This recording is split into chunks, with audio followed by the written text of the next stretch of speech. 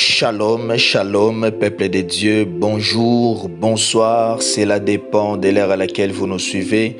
Je vous salue au nom de notre Seigneur et Sauveur Jésus-Christ. Nous voici une fois de plus par la grâce de Dieu, nous sommes là présents pour parler de la part du Seigneur. Que Dieu soit loué, que Dieu soit glorifié. Merci de partout vous nous suivez, merci de partout vous êtes branchés. Que Dieu nous bénisse, que la grâce de Dieu puisse être notre partage. Bien-aimés, sans plus tarder, nous allons recommander ces instants entre les mains du Seigneur. J'aimerais nous inviter à prier. Prions. Éternel Dieu, nous te disons merci. Merci pour ces moments favorables, nous voulons parler de toi. Seigneur, tu as dit dans ta parole, si le Fils de l'homme vous a franchi, vous serez réellement libre. Seigneur, affranchis-nous au travers de ta parole. Parlez-nous, édifie nos cœurs. Au nom de Jésus-Christ, nous avons ainsi prié et nous disons merci Seigneur Jésus-Christ. Amen. Amen, amen. Que Dieu soit loué, que Dieu soit glorifié. Bien-aimés, nous sommes en train de parler autour du thème Gethsémane, passage obligé pour atteindre la gloire. Alléluia. Bien-aimés, nous sommes dans les livres de Matthieu, Matthieu chapitre 26, du verset 36 au verset 39. Je reprends. Matthieu chapitre 26, du verset 36 au verset 39. Je lis la parole de Dieu. La Bible déclare, là-dessus, Jésus alla avec eux dans un lieu appelé Gethsémane. Et il dit aux disciples, asseyez-vous ici pendant que je m'éloignerai pour prier. Il prit avec lui Pierre et les deux fils de Zébédée, et il commença à éprouver de la tristesse et des angoisses. Il leur dit alors, mon âme est triste jusqu'à la mort. Restez ici et veillez avec moi. Puis, ayant fait quelques pas en avant, il se jeta sur sa face et pria ainsi. Mon Père, s'il est possible que cette coupe s'éloigne de moi, toutefois, non pas ce que je veux, mais ce que tu veux. Parole du Seigneur, que Dieu soit loué, que Dieu soit glorifié. Gethsémane, passage obligé pour atteindre la gloire. Bien-aimés, j'avais dit l'autre fois que Dieu a beaucoup de promesses dans nos vies. Dieu a déclaré des choses dans nos vies. Mais bien-aimés, des fois, nous avons un parcours à parcourir pour atteindre la gloire que Dieu a prévue dans nos vies. Alléluia. Il y a toujours un parcours à fournir, à parcourir pour atteindre le glorieuse promesse de Dieu dans nos vies.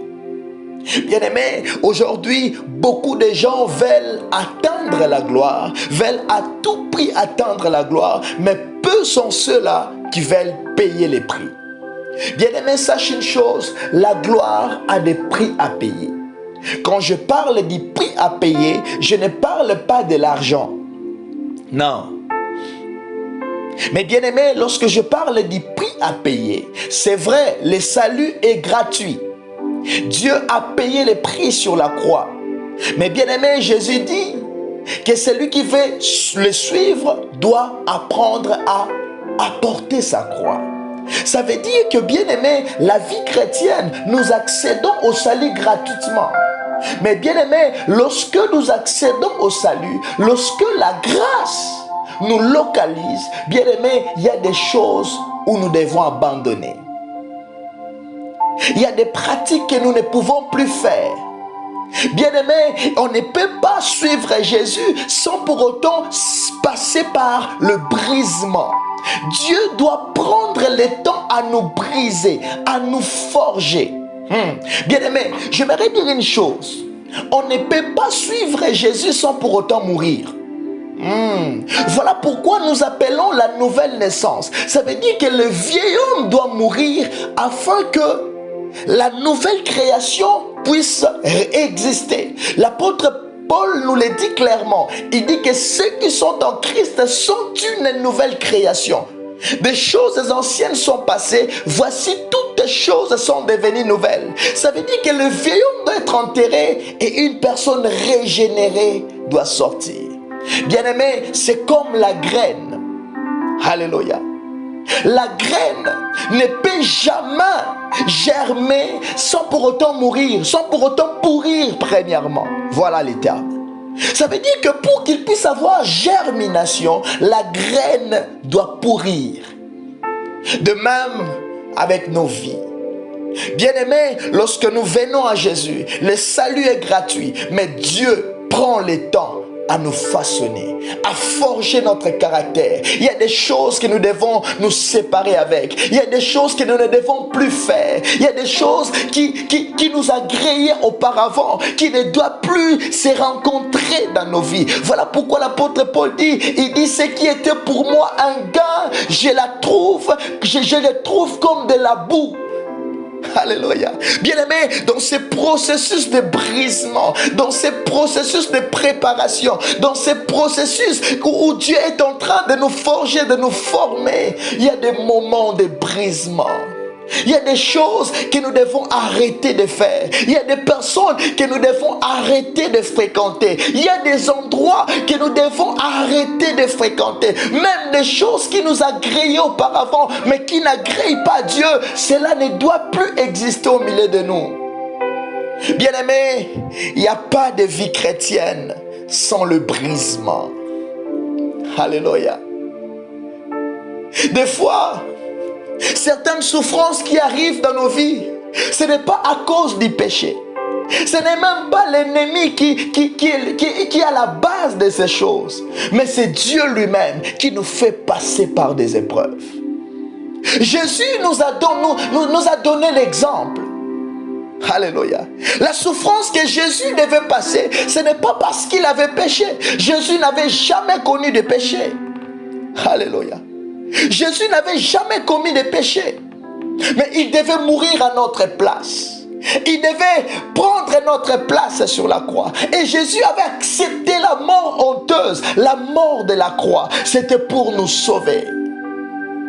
Alléluia. Mais il y avait une gloire derrière Golgotha. Gethsemane, c'est le moment où Jésus pouvait sentir venir la douleur. Cette nuit-là, avant qu'il puisse être livré, Jésus ressentait cette douleur. Regarde comment il prie, il dit. Puis ayant fait quelques pas en avant, il se jeta sur sa face et pria ainsi. Mon Père, s'il est possible, que cette coupe s'éloigne de moi. Toutefois, non pas ce que je veux, mais ce que tu veux. Alléluia. Bien-aimé, Gethsemane est un passage obligé. Après Gethsemane, il y a Golgotha. Mais après Golgotha, il y a la gloire du ressuscité. Il y a la gloire, bien-aimé. J'aimerais dire à quelqu'un, des fois tu passes par des épreuves. Des fois tu passes par des circonstances compliquées. Bien-aimé, tiens bon. Si cela vient de Dieu, bien-aimé, j'aimerais te dire, laisse Dieu prendre le temps de te forger. L'or pur, enfin, pour que l'or pur puisse ressortir, il faut que l'or impur puisse passer par le feu. Pour que nous puissions avoir de l'huile, bien-aimé, il faut concasser, il faut presser les noix afin que l'huile puisse sortir. L'huile représente la gloire. L'or pur représente la gloire, bien-aimé. Gethsemane, qui veut tout simplement dire pressoir à huile. C'était l'endroit qui était réputé par la qualité d'huile d'olive. C'était là où on fabriquait de l'huile d'olive. Et cette illustration me rappelle comment est-ce que Dieu prend le temps de nous forger.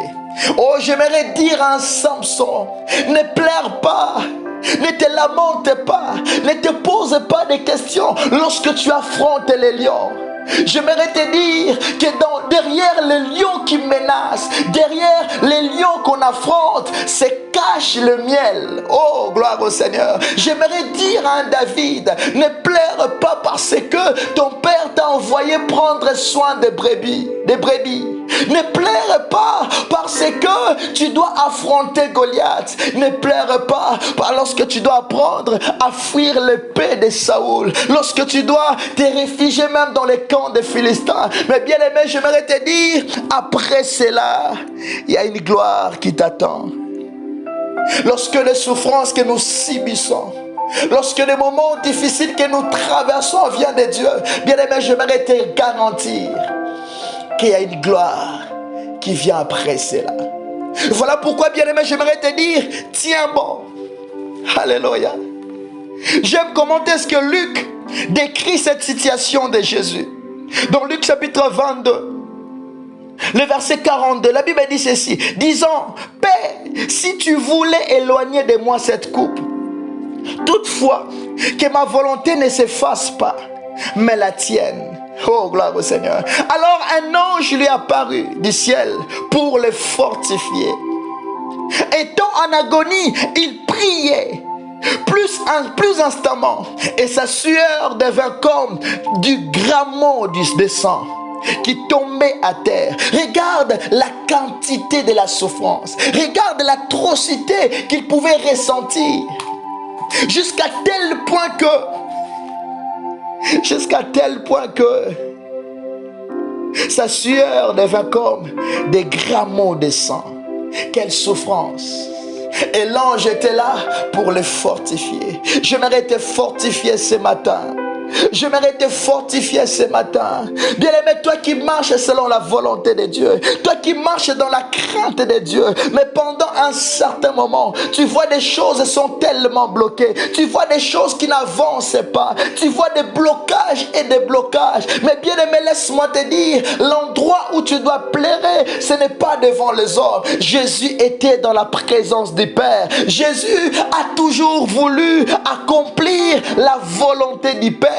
Il dit, Seigneur, si possible, écarte cette coupe de moi, mais non pas ma volonté, mais que ta volonté puisse s'accomplir. Bien-aimé, quel que soit le temps que tu traverses, quel que soit le moment difficile, accroche-toi à la volonté de Dieu. Accroche-toi. J'aimerais terminer par cet excellent verset pour conclure. Romains chapitre 8, le verset 28. Écoute ce que la Bible déclare. Nous savons du reste que toutes choses concourent au bien de ceux qui aiment Dieu, de ceux qui sont appelés selon son dessein. L'apôtre Paul dit, nous savons du reste que toutes choses, il n'y a pas d'exception, ça veut dire des choses bonnes et des choses mauvaises aussi, concourent au bien de ceux qui aiment Dieu. Bien-aimé, la vie chrétienne ne veut pas dire que tu auras une vie paisible sur la terre. Non, par contre, c'est une vie que tu vas traverser des tribulations. Mais bien-aimé, ceux qui s'accrochent à Dieu, Dieu finit toujours par leur donner la victoire.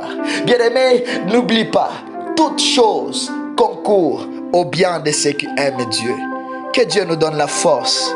Que Dieu nous donne la force de demeurer ferme dans sa présence, de rechercher toujours sa volonté, quels que soient les temps, les circonstances. Seigneur, donne-nous la force, fortifie nos cœurs au nom de Jésus. Quels que soient les temps, les circonstances, nous voulons rester demeurés attachés à toi. Au nom de Jésus, nous avons ainsi prié. Amen. Si ce message vous a béni, n'hésitez pas, partagez avec vos proches. Que Dieu nous bénisse.